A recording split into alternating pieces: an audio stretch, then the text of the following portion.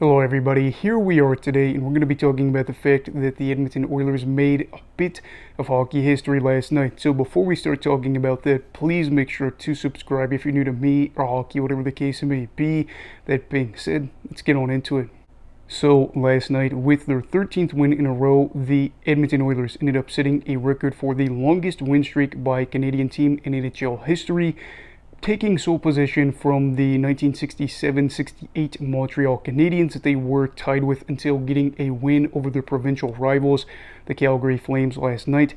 Big deal because, again, looking at that 67-68 Montreal team, they were able to win the Stanley Cup, and when they won 12 games in a row and the streak was snapped, they ended up losing just one game, won 8 in a row after that. So they went 20-1 in 21 games, and again, just a team that was able to do a whole lot. The Oilers trying to, mimic what they were able to do, have a long win streak, be able to hopefully win the Stanley Cup, and be a part of Canadian hockey history. Whatever will happen here, we will see. But again, being able to take sole possession of a record that stands with all other Canadian teams is a cool thing. And on top of that, too, is actually the longest win streak for any team in the Western Conference. So kind of cool there to have sole possession of something like that. And now we get to talk about what's been going on in this 13-game win streak for the Oilers and just some parting thoughts. So during this run, they have outscored teams 50-22, dating back to December 21st. That is a great goals for percentage. In fact, it is the best goals for percentage in the entire league during this run. They have the second best expected goals for percentage during this run as well, too, just behind the Florida Panthers. But hey, to be top 2 in any NHL category is good, especially when your goals for percentage is number 1 in the league during this run. Now, during this as well, at all strengths, they have the 5th highest goals for per 60 while having the 2nd lowest goals against per 60. Now, the goals against per 60, the team just ahead of them is the Winnipeg Jets. Winnipeg, of course, is a team that's been able to go on a real tear too. They have the most points in the NHL right now in league standings, and they have not allowed more than 3 goals in something like 35 games, almost, something around there. So to be there again in the top 2, just like they were with Florida, and not a bad thing. And again, with that 13-game win streak, explains a little bit why this team has been able to win so many games. And their PK has been really good too at 92.5%. That is the best percentage in the league during this run. A great thing to see, because during a run you would hate to see a team, or your team specifically, end up missing out on a record possibly by having a leaky PK when you are down multiple men, maybe just one man, whatever the case may be.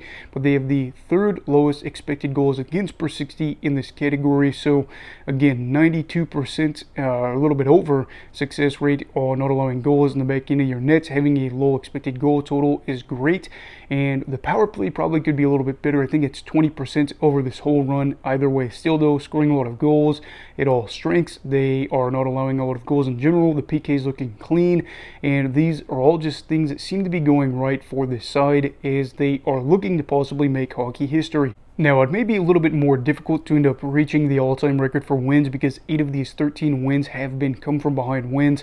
But it is very interesting to see, because you could look at this and say that the saying where it goes something like, if you hit me, you better make sure I don't get back up, really holds true for Edmonton here, as they have had 8 games again where they have been behind in the score and been able to come back and win all 8 of those games to keep this 13-game win streak alive. So for a team that is playing the Oilers, you would probably say not only do you need to pile goals on early, you need to keep piling goals on, because they really don't care if they're down 2-0 or 3-0. They are going to try to find a way to come back and win. And over these past 3 games, or 13 games I should say, they most definitely have been. So we'll see if that continues, and I want to know by the end of the year where they rank and come from behind wins, and how that could possibly impact their mentality going into the playoffs. But it does make things a little bit harder in terms of saying that they're going to get the all-time record for wins and consecutively, because the Penguins hold that mark right now with 17. The Oilers now have the 7th, or they're tied for the 7th longest streak in NHL history at 13, which means in order to do the record, or get to record, they're going to need to win 5 more games. Winning 5 games in a row in the NHL is very, very difficult, let alone winning 18 games in a row. You know all these teams in front of them are going to try to snap this streak and avoid being part of hockey history. And so that's where it kind of gets interesting, because is Edmonton going to have to play from behind to try to win these? Is that going to be something that can work? I'd say at the moment their odds of getting the record are not guaranteed. However, they have two very winnable games coming up against the Columbus Blue Jackets and the Chicago Blackhawks. Both of these teams are more of the league's bottom feeders, so you want to be able to say we can take care of business against some of those bad teams and get these points and continue to keep the good times rolling. However, Chicago and Columbus aren't just going to say, oh, you know what, well, we haven't had great years and this team's on a win streak, let's let them win. They're going to say, no, let's try to win this game and snap their streak and take a little bit of fun out of their run. And then after that, they do play Vegas for the 17th game. You know, Vegas does not want to be part of this, as being one of the two teams to be, part of the 17-game win streak. I don't know who Pittsburgh beat for their 17th game way back in the 90s when they set the record. But yeah, you don't want to be one of the two teams that are part of an all-time run, and you certainly wouldn't want to be the 18th team in the case playing against the Oilers. I don't know who that team would be after Vegas, but the Oilers, of course, are riding a lot of momentum. They're feeling great. They're having a lot of good results, scoring a lot of goals, not allowing goals on the PK, not allowing a lot of goals in general, and life is pretty good. In fact, they have went from being outside of the playoffs to being third in their division right now. And as a Vancouver Canucks fan, it's got me a little bit nervous because, again, while we do have a nice cushion, they have played 4 games less than us. And I'm going to be honest, I really want that division title after I felt like this would be kind of a disappointing year as a Canucks fan. It's really looking like it could be a good year. And of course, we've been able to win a lot of games as well. But when you have another team that just does not stop winning and gets every single possible point, it certainly means that they are getting closer and closer to catching up to us. But again, I think there's a big enough of a gap, and you can't keep winning forever, I guess, unless Edmonton does something really crazy.